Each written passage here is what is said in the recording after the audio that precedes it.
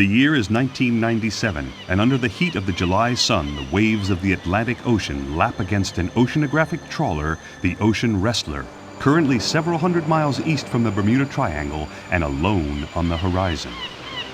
On the weather deck stand 4 searchers, the sea breeze filling their lungs as they pose for a photo. Behind them, a specially constructed, toughened submersible designed to operate under severe and abnormal conditions, ideal for their purposes.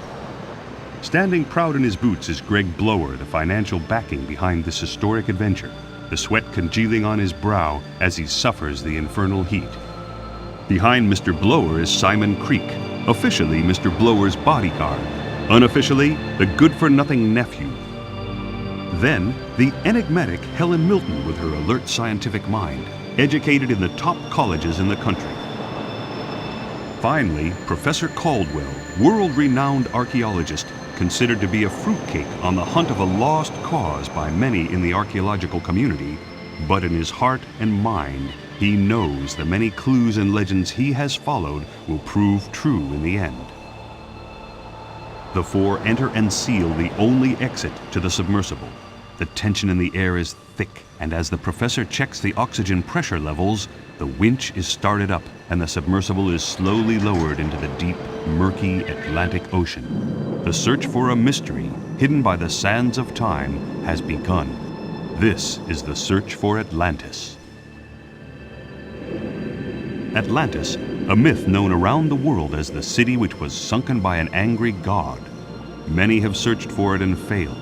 The lost city has hidden itself well from the prying eyes of the world.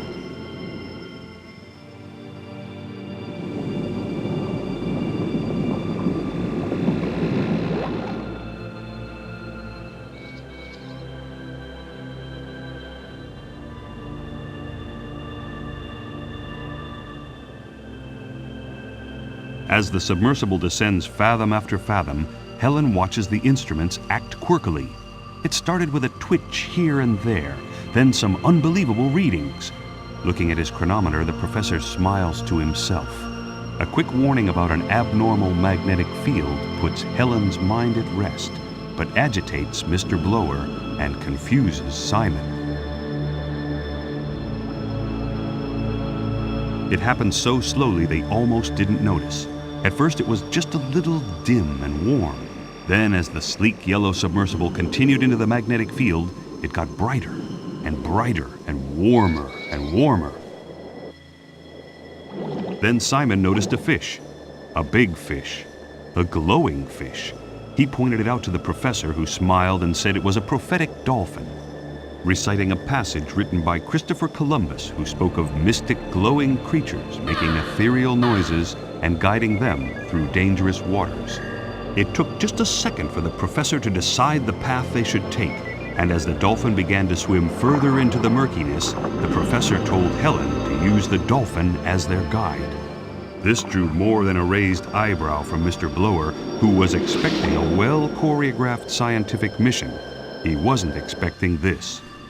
Guiding the submersible through the silence of the seabed, leading them right to the center of the magnetic field, Helen watched the radar as many other curious dolphins began to surround them. Helen smelt the burning electronics of the guidance console and knew they were going to crash.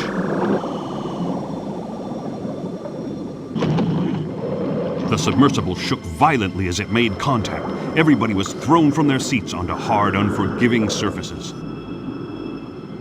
In the dim light from outside, Mr. Blower searched for his cigar lighter, constantly muttering insults at the professor. A hull-ripping creak shuddered through the small craft as it finally came to rest.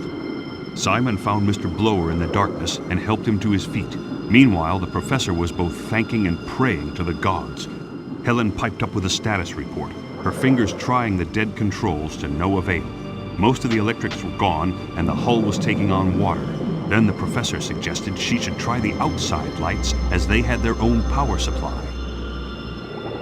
There it was, the professor's holy grail and Mr. Blower's unique business opportunity, Atlantis. In London, several days later, and in the middle of a snowstorm, a newspaper editor waits.